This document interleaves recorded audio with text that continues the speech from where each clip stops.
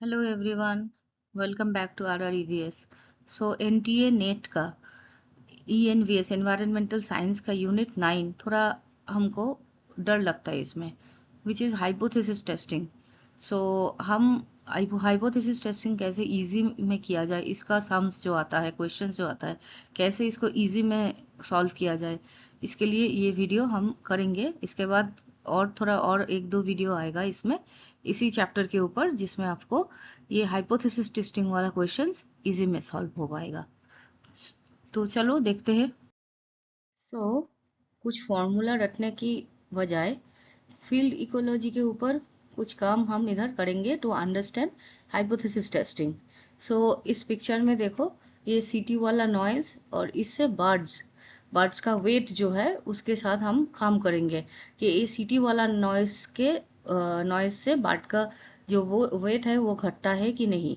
यही हमारा अभी हाइपोथेसिस टेस्ट में स्टैटिस्टिकली हम प्रूफ करेंगे कि इस नॉइज से इस बर्ड का वेट में कुछ हैम्पर कुछ चेंजेस होता है।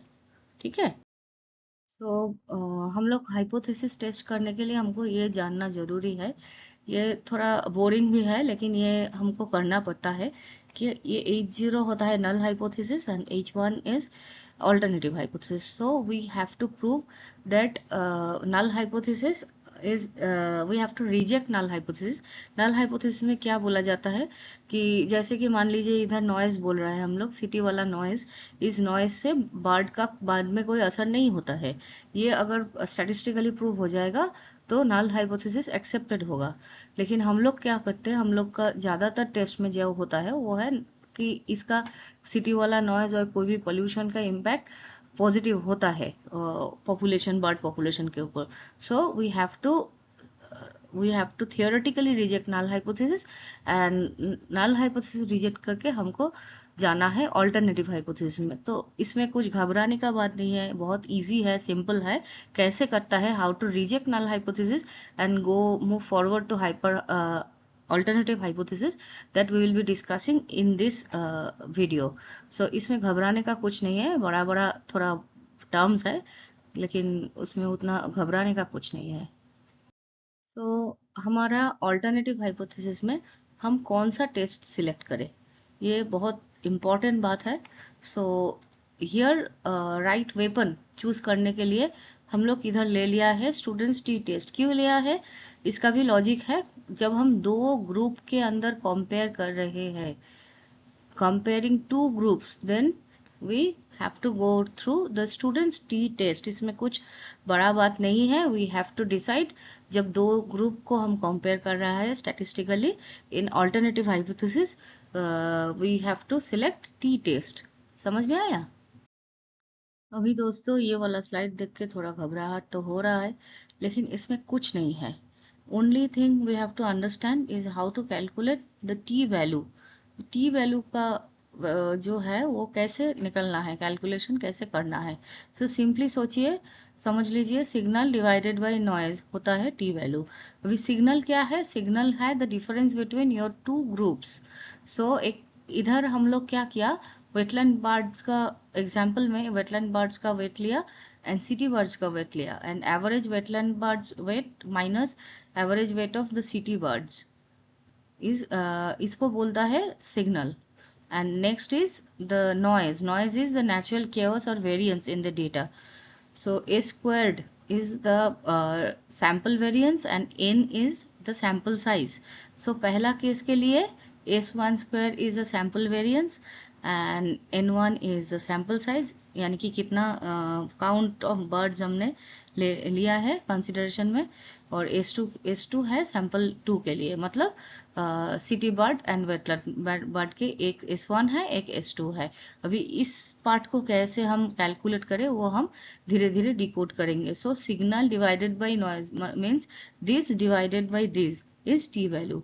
इतना बड़ा कैलकुलेशन हमको मेमोराइज नहीं करना है, हम लोग जस्ट अगला स्लाइड्स में डिकोड करेंगे how to calculate our T value easily, right. दोस्तों अभी देखो, ये हमारा एग्जाम्पल केस में क्या हुआ कि सिटी बर्ड X1, इसका वेट आया 30 ग्राम्स, एंड वेटलैंड बर्ड्स इसका वेट आया 25 grams. So what is the signal? Signal is the average weight difference, means x1 minus x2, that is 30 minus 25 5. ये हो गया. ये पहला वाला जो बड़ा सा फॉर्मूला था उसका तो हम इजी आसानी से सॉल्व हो गया इसका. And the second one is noise variance, that is 1. And ये भी कैसे कैलकुलेट करें हम देखेंगे आगे. सो अभी टी वैल्यू क्या निकला हमारा, बोला था हम signal divided by noise, that is 5 divided by 1, that is 5. ठीक है. हम वेरिएंस को कैलकुलेट करेंगे. सो इसके लिए ए स्क्वायर का फॉर्मूला हम दे दिया है, summation of X minus X bar whole square divided by n-1. ठीक है. तो समझ लीजिए बार्ड का तीनों सैंपल से 3 वेट आया, 29 ग्राम, 30 ग्राम, 31 ग्राम. सो मीन क्या होता है, एवरेज क्या होता है, 29 plus 30 plus 31 divided by 3, that is 30. And step 2 में हम डेविएशन, मतलब कि each 29 minus the average, 30 minus the average and 31 minus the average, ऐसे करके -1 0 1 3 वैल्यू आया. अभी स्क्वायर एंड सम, अभी क्या हुआ, स्टेप 3 में जो तीनों वैल्यू आया उन तीनों को हम स्क्वायर कर लेते हैं एंड उसका हम सम ऐड कर लेते हैं, एडिशन कर लेते हैं. So -1 square is 1, 0 square is 0 and 1 square is 1. So the step 3 square and sum value is 2. अभी इस फॉर्मूला को देखो, अभी ये न्यूमरेटर हमारा सॉल्व हो गया. अभी आ रहा है n-1. n मतलब कितना sample, 1 2 3, number of samples 3, and n-1, that means 3 - 1, that is 2. सो हमारा वेरिएंस क्या हुआ, स्टेप 3 में आया 2, मतलब इसका वैल्यू आया 2 एंड n-1 इसका वैल्यू भी आया 2. सो 2 divided by 2 is 1. So variance क्या हुआ, S square is 1. So understand, I hope you understand. ये बहुत इजी है, ये वाला सम थोड़ा स्टेप बाय स्टेप देख लेना चाहिए, बहुत इजी है. जो भी सैंपल आए, जो भी क्वेश्चन आए, हम लोग इसी फॉर्मूला में स्टेप बाय स्टेप इसको हम सॉल्व कर सकते हैं, राइट. तो दोस्तों अभी तो टी वैल्यू हमारा आ गया. तो अब थोड़ा एक फॉर्मेलिटी हमको करना पड़ेगा, जो कि हम बोला नल हाइपोथेसिस, वो हमको दिखाना पड़ेगा, प्रूफ करना पड़ेगा कि नल हाइपोथेसिस हम कैसे रिजेक्ट करें. इसीलिए हमको क्या करना पड़ता है, हमको डिग्री ऑफ फ्रीडम कैलकुलेट करना पड़ता है. डिग्रीज ऑफ फ्रीडम क्या होता है, डिग्रीज ऑफ फ्रीडम मतलब कि दोनों सैंपल जो हम लिए उसका टोटल काउंट्स, मतलब टोटल सीटी बर्ड कितना लिया, टोटल वेटलैंड बर्ड्स कितना लिया, उसका टोटल, मानो कि हम 30 लिए थे, 30 plus 30 and total -2, right. So -2, 30 plus 30 60, -2 is 58. अभी क्या होगा, हमारा यूनिवर्सल जो टी टेबल है, टी टेबल, इसके लिए हम डिग्री ऑफ फ्रीडम क्या किया, कैलकुलेट किया कि टी वैल्यू यूनिवर्सल है. एग्जाम में क्या होगा ना, ये वाला आपको दिया जाएगा, आपका डिग्री ऑफ फ्रीडम पकड़ के आपका T value, tabulated T value आपको मेंशन किया जाएगा, और इसी कुछ जो पार्ट का डिग्री ऑफ फ्रीडम जितना है उसी पार्ट का टेबल का पार्ट आपको क्वेश्चन पेपर में दे दिया जाएगा. सो आपको क्या करना है, आपको डिग्री ऑफ फ्रीडम मैच करवाना है.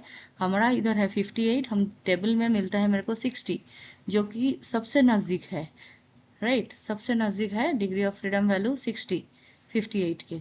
सो इसके हम देख लेते हैं कि 5% एरर और 0.05 अल्फा में इसका टी वैल्यू होता है 2, और हमारा calculated T value is 5.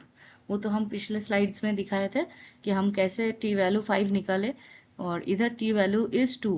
when our calculated t value is greater than tabulated t value, we can reject null hypothesis. So इधर दोस्तों हम लोग इसी तरह से नल हाइपोथेसिस को रिजेक्ट कर देंगे.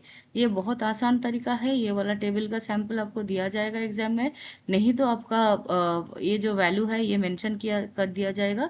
आपको just degree of freedom calculate करना है, इसको कंपेयर करना है. आपका वैल्यू इससे ज़्यादा होगा तो you have to write, we have to understand that we reject null hypothesis. हम लोग नल हाइपोथेसिस को रिजेक्ट करते हैं. इसका मतलब की है वो जो सिटी वाला नॉइज वो city bird and wetland bird के वेट में कुछ असर करता है. नल हाइपोथेसिस रिजेक्ट करने से हम यही प्रूफ करता है कि कुछ भी पोल्यूशन वो क्या करता है, पॉपुलेशन को अफेक्ट करता है, राइट. अभी देखो दोस्तों, एक एग्जाम्पल क्वेश्चन जो कि पहले एनटीए नेट में पूछा गया था कि a researcher calculates a t value of 3.5 for an environmental study comparing two independent groups, right. So दो इंडिपेंडेंट ग्रुप के लिए टी वैल्यू कैलकुलेट किया गया है जिसका टी वैल्यू आया 3.5। एंड ये देखो टेबुलेटेड वैल्यू भी बोल दिया गया इधर, टेबल का वैल्यू 0.05 सिग्निफिकेंस में जो हम लास्ट स्लाइड में अभी दिखाया 0.5 सिग्निफिकेंस में है 2। ठीक है, ये वाला भी मेंशन किया गया। अभी क्वेश्चन क्या किया, what is the correct statistical conclusion. Number one, accept null H0 means null hypothesis. There is a significant difference. No. Reject null hypothesis. There is a significant. Actually, accept null hypothesis means there is no significant difference, right? So ये statement ही गलत है, इसको समझना पड़ेगा। Accept null hypothesis means there is no significant difference. So this is because 3.5 is greater than 2. So ये तो हम accept null hypothesis तो हम नहीं करते हैं, पहले ही एक्सेप्ट जो है वो हम क्रॉस कर देते हैं। फिर क्या, दो ऑप्शन रह गया, reject null hypothesis, reject null hypothesis. Reject null hypothesis पहले में बोलता है there is a significant difference, and reject null hypothesis D में बोलता है there is no significant difference. So if there is no significant difference we can't reject null hypothesis, जो हम अभी सीख चुके हैं। सो ये भी रिजेक्ट हो जाएगा, ये तो स्टेटमेंट ही गलत है। सो ये तीन क्रॉस हो गया, तो बचा कौन ना, number B, reject null hypothesis because there is a significant difference between the difference because of the environmental uh, disturbance or environmental disturbances और changes। now हम लोग दूसरा क्वेश्चन में आते हैं। इधर क्या क्वेश्चन है, two independent samples of size 15 and 20 are compared using students t-test. What will be the degree of freedom for this? This is ये तो बहुत आसान है बच्चे लोग, ये तो तुम लोग कर सकते हो, तुम अपने आप इसको कैलकुलेट करो, करके कमेंट में बताओ कि क्या होगा।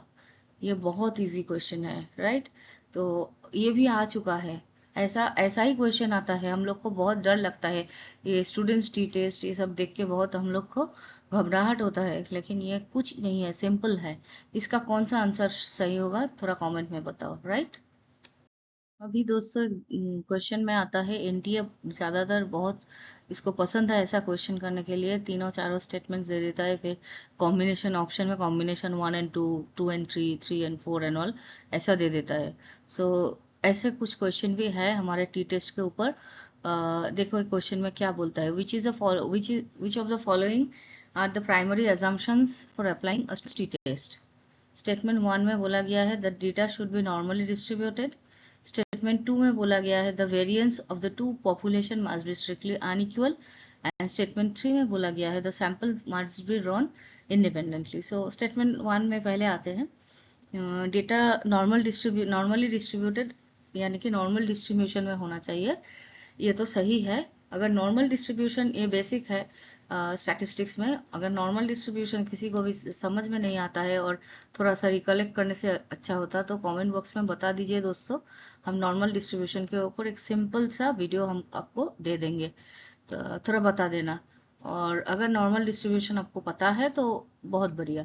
अभी स्टेटमेंट 2 में आते हैं, the variance of two populations must be strictly unequal. ये ऐसा कुछ नहीं, ऐसा मीन्स ऐसा कुछ रूल्स तो अभी हम लोग नहीं देखे कि टू पॉपुलेशन के वेरिएंस स्ट्रिक्टली अनइक्वल हो। ये इक्वल भी हो सकता है, अनइक्वल भी हो सकता है, इसका कोई जरूरी नहीं कि अनइक्वल ही हो। एंड स्टेटमेंट 3 क्या बोलता है, samples must be drawn independently, मतलब एक के ऊपर दोनों दूसरे का भरोसा नहीं होना चाहिए। सैंपल्स इंडिपेंडेंटली ड्रॉन होना चाहिए। सैंपल कलेक्शन, सैम्पलिंग जो होता है, डेटा कलेक्शन जो होता है वो इंडिपेंडेंटली होना चाहिए। So statement 3 is correct and statement 1 is correct. So the answer option B, जिसमें 1 and 3 ओनली लिखा है, वो वाला आंसर करेक्ट होगा, राइट। हाँ, अभी आ गए हम लोग थोड़ा डिफरेंट क्वेश्चन में। अभी अभी तक हम लोग दो दो वेरिएबल, दो दो डिफरेंट स्टैटिस्टिक्स और नंबर और सैंपल के साथ काम किया है। अभी इसी क्वेश्चन में थ्री डिफरेंट सैंपल नंबर के वेरिएबल के बाद हो रहा है। देखो, researcher wants to study the effect of 3 different heavy metals lead, cadmium and mercury on the growth rate of plant species. मतलब कि प्लांट स्पीशीज और पौधों की ग्रोथ में ये हेवी मेटल, तीनों हेवी मेटलों का क्या असर है, लेड, कैडमियम एंड मर्करी। सो ये टेस्ट करने के लिए कौन सा स्टैटिस्टिकल टेस्ट इसको दोहराना पड़ेगा, कौन सा स्टैटिस्टिकल टेस्ट इसके लिए अप्रोप्रिएट होगा। तो इसमें जो ऑप्शंस दिया है उसमें स्टूडेंट ट्री टेस्ट तो हम लोग समझ चुके हैं, इसमें तो नहीं हो सकता है क्योंकि 3 डिफरेंट मेटल्स है। सो स्टूडेंट्स टेस्ट नहीं होगा, काई स्क्वायर भी नहीं होगा, पियर्सन कोरिलेशन भी नहीं होगा।